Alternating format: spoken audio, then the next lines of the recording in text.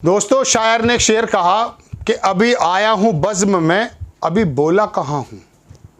बज़्म कहते हैं महफिल को। अभी आया हूँ बज़्म में, अभी बोला कहाँ हूँ। अभी से होश उड़े मसलहत पसंदों के।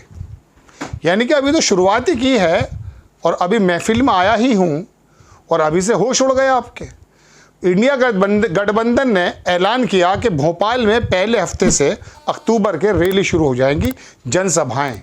प्रधानमंत्री जी कश्मीर की जाने की जगह एमपी पहुंच गए, बीना में, छत्तीसगढ़ पहुंच गए और रैलियां शुरू कर दी, जो उनका फेवरेट वर्क बताया जाता है।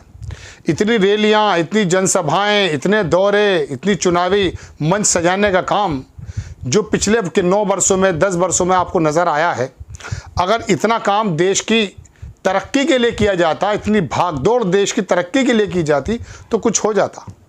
मुझे खबर तो सुनानी आपको यही है, लेकिन एक बात याद आ गई अभी, वो बता देता हूँ। वीपी सिंह जब प्राइम मिनिस्टर थे तो इलेक्शन के दौरान उन्होंने कहा कि कहाँ कहाँ रैली होगी, तो प्रपोजल दिया गया इतनी रैली। अरे इतनी रैली कहाँ, अरे एक ईस्ट में कर दो, एक वेस्ट में कर दो। 100 से 150 करोड़ रुपया प्रधानमंत्री जी की एक रैली में खर्च होता है, ऐसा अनुमान बता रहे थे एक पत्रकार। हिमाचल में 4 सीटें थीं चुनाव में, 5 रैलियां की प्रधानमंत्री जी ने। लाखों करोड़ रुपया खर्च हो जाता है और कौन कौन से विभाग उसको चुकाते फिरते हैं आपको मालूम है। लेकिन इंडिया गठबंधन के इस ऐलान से प्रधानमंत्री जी ने योजनाओं की झड़ी लगा दी, और योजना भी ऐसी जिसका पोल खोल दी है जयराम रमेश ने। मध्य प्रदेश के बीना में कहा रिफाइनरी में 57,000 करोड़ रुपया की सौगात दे दी। रिफाइनरी का जो एबीपी की खबर लगाता हूँ आपकी स्क्रीन पर, रिफाइनरी बना दी है 57,000 करोड़ में, 49,000 करोड़ तो रिफाइनरी में। पता ये चला मनमोहन सिंह ने 2011 में रिफाइनरी का उद्घाटन किया था। उसके अंदर हो सकता कुछ ऐसा काम किया हो, पेट्रोकेमिकल कोई कॉम्प्लेक्स बनाया हो जैसा लेकिन अखबार लिखता है एबीपी रिफाइनरी समेत 57,000 करोड़ रुपए की योजना। इंडिया गठबंधन की डर है, उसके ऐलान का डर है। अभी तो वो इकट्ठा हुए हैं, उन्होंने जो अपनी बातें कही वो आपको मालूम है, बायकॉट भी कर दिया कुछ बुद्धिजीवी या गोदी मीडिया के पत्रकारों का। लेकिन प्रधानमंत्री जी ने जो काम किया वो आपकी स्क्रीन पर है। अखबार लिखता है दर्शकों कि इंडिया विपक्षी गठबंधन इंडिया की पहली रैली अक्टूबर के पहले सप्ताह भोपाल में होगी, और वो इस तरह से रैलियाँ शुरू कर रहे हैं। और अपना जो सीटों का डिस्ट्रीब्यूशन है, उनकी जो कोalition मीटिंग हुई है उसके अंदर वो तय होने जा रही है। और बता दिया उन्होंने, 3-4 बातें पास की थी। तो प्रधानमंत्री जी भोपाल पहुंच गए, छत्तीसगढ़ पहुंच गए, वहां जाकर बताना शुरू कर दिया। और इस महीने कई बार जाएंगे, हर महीने 3-4 बार भोपाल जो है मध्य प्रदेश प्रधानमंत्री जी जाएंगे। चुनाव हो रहा है दर्शकों, और योजनाएं पे योजना। किस तरह की योजना? जैसे दरभंगा में एम्स था दरभंगा में एम्स। उत्तर प्रदेश के मेरठ यूनिवर्सिटी में खेल यूनिवर्सिटी, वहाँ पर है कुछ नहीं। उत्तर प्रदेश में 2022 में चुनाव थे, जनवरी में आकर के घोषणा कर दी कि साहब यहाँ पर खेल यूनिवर्सिटी बनेगी। उसका वीसी भी पद भी नियुक्त, वीसी पद जो है सर्जित हो चुका है, वित्त नियंत्रक पद भी सर्जित हो चुका है। 2023 खत्म होने वाला है, वहाँ कुछ नहीं है। एक साहब ने वीडियो डाली, वहाँ 2 पिलखन के पेड़ के बीच में जानवर गुजर रहे हैं और वो आदमी वैसे चिनप मार रहा है। बहरहाल मैं तो अपनी बात बताता हूँ। बौखलाहट क्या है कि जब कभी कश्ती डूबा करती है तो कुछ बौखलाहट वाले लोग कूद जाते हैं उसमें कि हम बच जाएंगे। अरे कश्ती भी पानी में डूबेगी, तुम भी पानी में डूब रहे हो भाई। तो इंडिया गठबंधन के इस ऐलान के साथ भारतीय जनता पार्टी के अंदर क्या ऐसा माना जाए कि बेचैनी की बात है? प्रधानमंत्री जी ने स्वयं बागडोर संभालते हुए बताना शुरू कर दिया। और उसमें हाल क्या हुए, एक छोटा सा वीडियो मैं आपको दिखाना चाहता हूँ। वहाँ के मंत्री कह रहे हैं कि भीड़ नहीं है, खाली पड़ी कुर्सियाँ।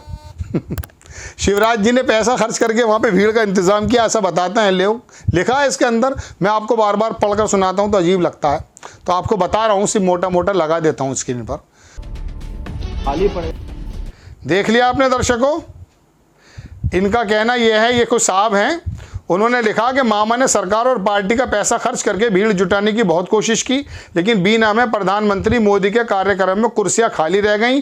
कम भीड़ की बात सार्वजनिक ना हो, इसलिए शिवराज जी ने कैमरे को सिर्फ मंच की ओर फोकस रखा। लेकिन मंत्री अरविंद भदौरिया ने अत्यंत सत्य ही बोल दिया और माइक से स्वीकार कर लिया, सब खाली पड़ा है। ये मैं इसीलिए लगा देता हूँ कि हालात ये हैं। अब इस तन मन धन से जो काम किए जा रहे हैं वो भी मैं आपको बता चुका हूँ कि वो जो आप रिफाइनरी है, ये 2011 की खबर लगा रहा हूँ मैं, इंडी टीवी की तारीख देखिए, मई 2011। प्रधानमंत्री बीना रिफाइनरी राष्ट्र को समर्पित की। मनमोहन सिंह ने 12,000 करोड़ की लागत से मध्य प्रदेश में बीना में बनी भारत ओमान रिफाइनरी को राष्ट्र को समर्पित किया। हैरत की बात यह है कि जयराम रमेश की बात का यकीन नहीं माना मैंने। मुझे लगा हो सकता है वो कांग्रेस के विपक्षी लोग हों, लेकिन ये तो 2011 की जो है एनडीटीवी छाप रहा है। क्या वहाँ 2 रिफाइनरी हैं बीना में, मध्य प्रदेश में? और एबीपी ने, आपको मैं दिखाई चुका कि क्या लिखा है एबीपी ने।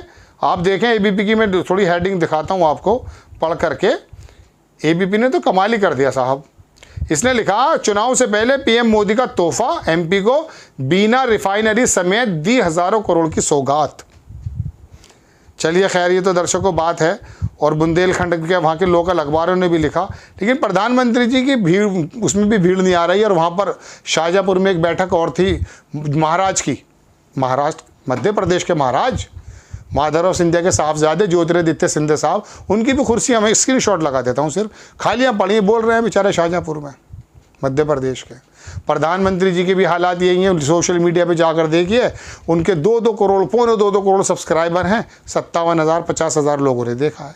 इससे ज़्यादा हमारी वीडियो चल जाती हैं। बड़ी खबर तो यही थी कि जैसे गठबंधन ने ऐलान किया कि अब आगाज़ होगा, रैलियाँ शुरू होंगी, प्रधानमंत्री जी एकदम फ़ौरन उस मोड में आ गए जो उनको जिसके लिए वो जाने जाते हैं। लेकिन कश्मीर की चीखें अगर सुन लेते, वहाँ पर G20 के बाद जो फूल बरसाए गए हैं वो आपको मालूम पड़ चुका है, उसके बाद कश्मीर का रुख कर लेते तो कम से कम ज़ख्मों पर मरहम लग जाता और देश के लोग सोचते कि वाकई संवेदनशीलता है, थोड़ा सा मार्मिक है।